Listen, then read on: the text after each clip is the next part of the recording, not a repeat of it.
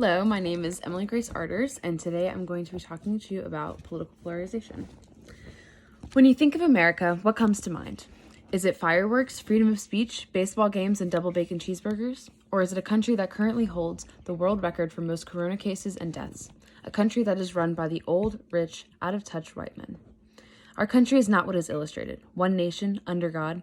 In reality, it is completely divided, especially when it comes to political matters. More specifically, our country will continue to divide and deteriorate if we do not start changing our approach to others with opposing views. We have to start working together to fix this mess of a country our ancestors left for us. With biased news sources, social media memes and posts, and very passionate and influencing family members, it's hard not to get wrapped up in political polarization.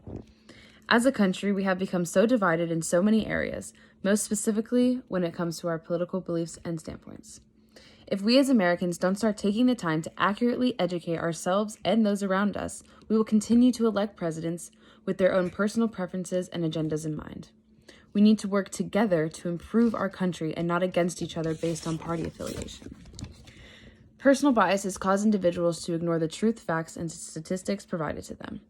The article Facing Facts in an Era of Political Polarization, Young People's Learning and Knowledge About Economic Inequality, emphasizes how in recent years, political parties will not only dispute each other's policies and ideologies, but they will also disregard basic known facts.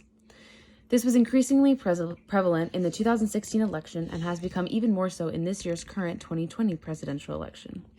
The authors explain how individuals use what they know to be true to defend their political party. Most of the time, what they know to be true is based off of their own personal bias and experiences. According to the Dunning-Kruger effect, the less people know about a topic, the more confidence they have that they are correct.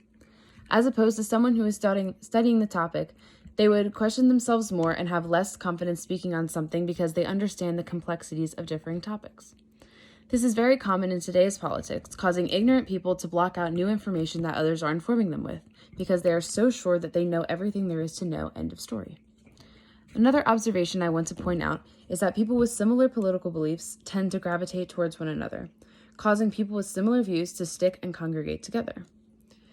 This is why we associate Los Angeles and New York City as places that are inclusive of all sexualities and genders. In contrast, places such as Texas and Alabama are associated with gun-toting rednecks and conservative religious views. Growing up in a small southern conservative town, as a liberal Democrat, I can relate to wanting to move away and live in a community with like-minded people, and research backs me up. According to the authors of Migration and Political Polarization in the U.S., extremely partisan counties would operate as magnets, drawing population from moderate counties, then exchanging with other extreme counties. 3 members of the Department of Geography at Pennsylvania State University mapped out similarities of migration and voting preferences from 2002 to 2015. During the research, they found that individuals with similar voting preferences chose to geographically reside near each other. There are, of course, exceptions to this, as there are reported swing states in our current presidential election.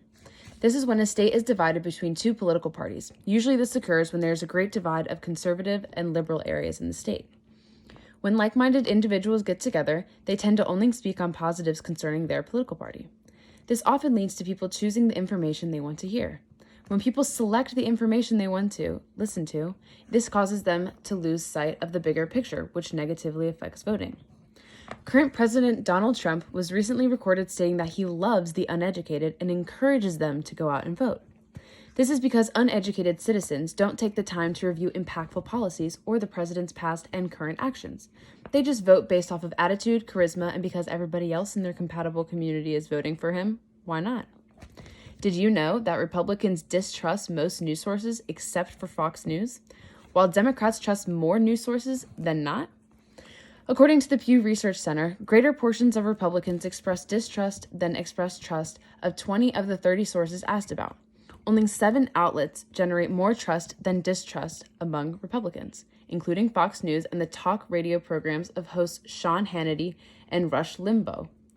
To clarify, Fox News is run by critics that have been described by actual reputable news sources as catastrophic to the integrity of news. Fox News is comparable to television talk show hosts such as Jimmy Fallon, but with a political flair.